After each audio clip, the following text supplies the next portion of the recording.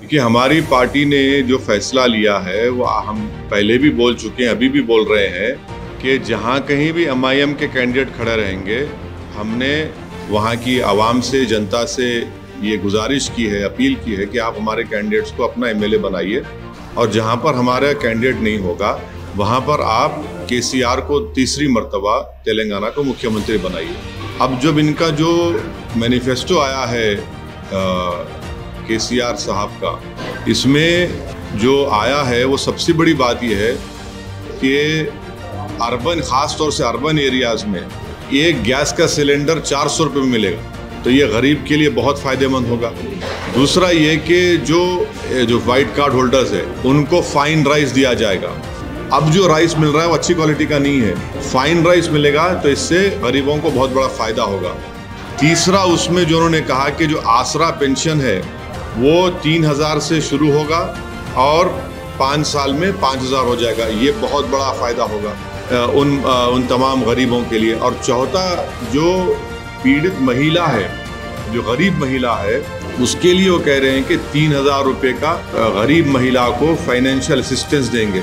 मैं समझता हूँ कि ये बहुत बड़ा फ़ायदेमंद होगा उन गरीब परिवार के महिलाओं के लिए।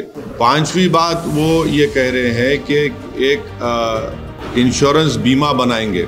जितने वाइट कार्ड होल्डर्स हैं तेलंगाना में, जिस किसी का इंतकाल होगा उनके मौत के बाद उनको 5 लाख रुपए मिलेंगे।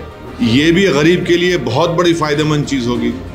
और फिर GHMC, greater Hyderabad municipal corporation limits में उन्होंने इस मैनिफेस्टो में कहा कि 1 लाख 2 BHK के घर बनाए जाएंगे। तो जिस तरीके से हम पर जो प्रेशर है जनता का कि 2 BHK हमको मिलना चाहिए, मैं समझता हूँ कि एक जेन्युइन एक डिमांड है। इससे ग्रेटर हैदराबाद म्युनिसिपल कॉरपोरेशन में इससे बहुत बड़ा गरीबों को फ़ायदा होगा। दूसरा, माइनॉरिटी के जितने कॉलेजेस हैं, जूनियर कॉलेजेस 200 हैं, उसको डिग्री कॉलेज में तब्दील किया जाएगा। मैं समझता हूँ कि माइनॉरिटीज़ के लिए और ख़ास तौर से अल्पसंख्यक समाज, मुसलमान लड़के लड़कियों के लिए बहुत फ़ायदेमंद होगा। फिर बजट, माइनॉरिटीज़ का बजट भी बढ़ाया जाएगा। डिसेबल्ड पेंशन जो है वो 4000 रुपये से 5 साल में 6000 रुपये हो जाएगा। तो जितना इन्होंने ऐलानात किए हैं, हाँ, सेल्फ हेल्प ग्रुप के लिए, महिलाओं के जो सेल्फ हेल्प ग्रुप है उनकी एक अलहदा बिल्डिंग होगी। और फिर एक कमेटी उन्होंने बनाने का वादा किया है कि ओल्ड पेंशन स्कीम के ताल्लुक से।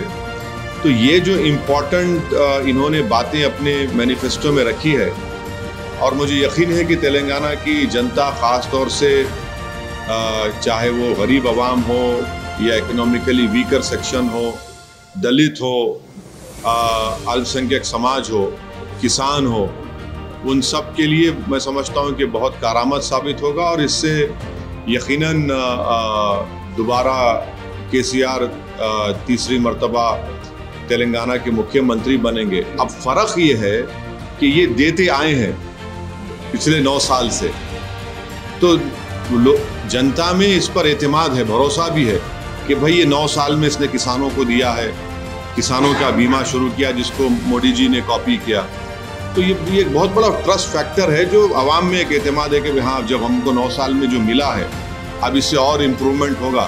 तो ये मैं समझता हूँ कि ये केसीआर को दोबारा आवाम उनको अपनी मोहब्बतों से, भरोसे की बुनियाद पर उनको दोबारा तीसरी मर्तबा तेलंगाना का वज़ीर आला बोलिए या मुख्यमंत्री उनको बनाएगी।